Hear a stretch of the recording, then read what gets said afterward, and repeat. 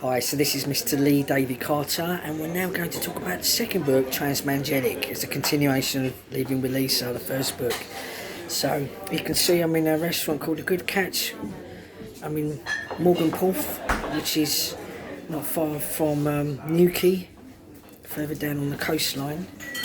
And as you can see here, we've got a mixture of fried fish and prawns with vegetables and hollandaise sauce, like prawns and different types of fish in it. I'm on the seafront, so I'm going to be continuing this video on a third part after this. So Transmangelic, the second book, basically, it talks about the effects of abuse on children and how it's intertwined with gender dysphoria, basically, and it's being able to identify the issues to begin with.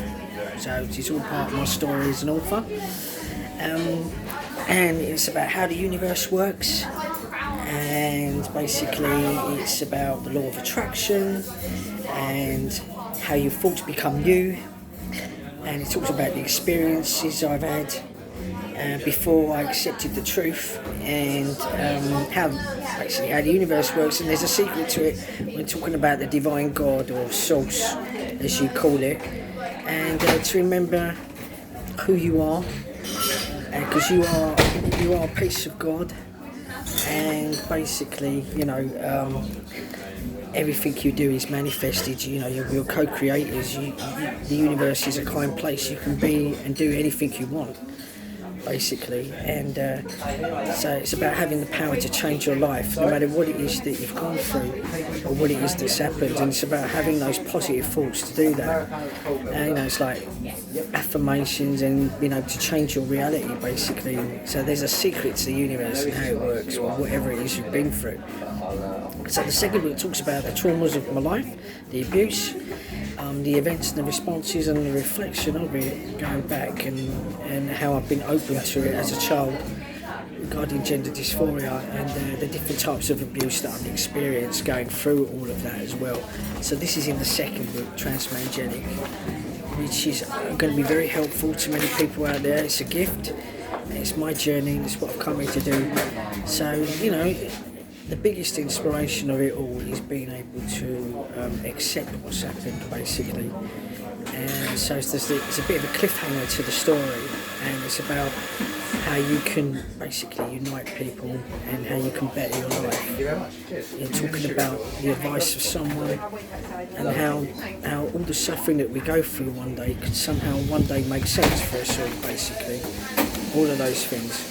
So it's about being able to, being able to heal yourself from it all. And, it's a gift. And I received messages 10 years ago that I needed to heal spiritually, but I need to heal myself first before I could heal the world. So whatever's happening now, it's just manifested, and it's part of my journey. And it's, I've had a bit of a calling, really, to do what I'm doing here now. And so it's just part of the journey.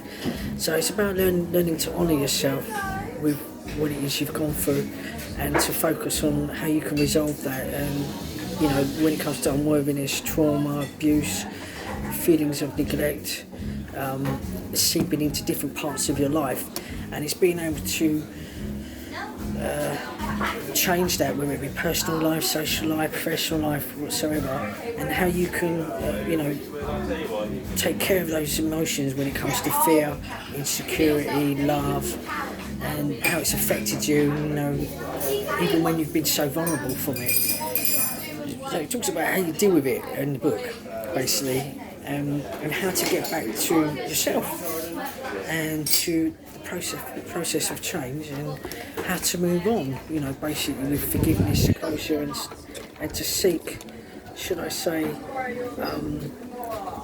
a way of redemption, and being able to, should I say, break the curse of survival and doing what you do, basically, which is the patterns that I went through in my life. And there's probably some of the patterns that other people have gone through in their life, those patterns that they've gone through, being able to break the curse. So it's talking about gender dysphoria and how abuse changes you in a way with regards to being a victim. So it's your sense of self. So it talks about how abuse in every aspect of a person, how that person can be affected by abuse, such as someone like myself, how it can affect you basically. And it's a process that we have to go through, going through those effects. And it doesn't matter if it's physical, emotional, or mentally, or so forth. And it can make that person feel like they're worthless and they're not deserving, when it comes to compassion and empathy, and make them bitter maybe, or even angry because of what they've been through. And so when it comes to your physical existence, it's a process on how that victim sees themselves. And, anger, frustration, anxiety, insecurity, and, the fear of symptoms, which is an even deeper problem.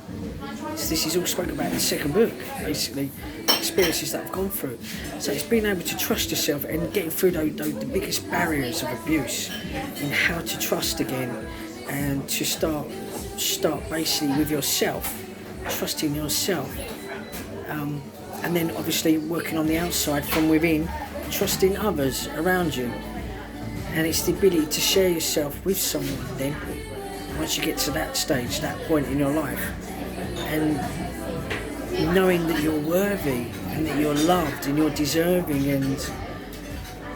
And I'll be talking about that in part 3, where I'm going to be filming on the beach, and I'm going to be talking about the road to recovery and what it is I did spiritually to recover from within. It's not what's on the outside, it's what's on the inside.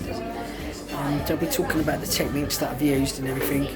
So yeah, in the second book, Transmangelic, it talks about the barriers that I've had to face and what it is I needed to do in order to get to the road to recovery. So this book is a gift to help many people, basically, what it is I'm about to tell you, because there is a secret to the universe, and once you know that, you can manifest and be anything you want.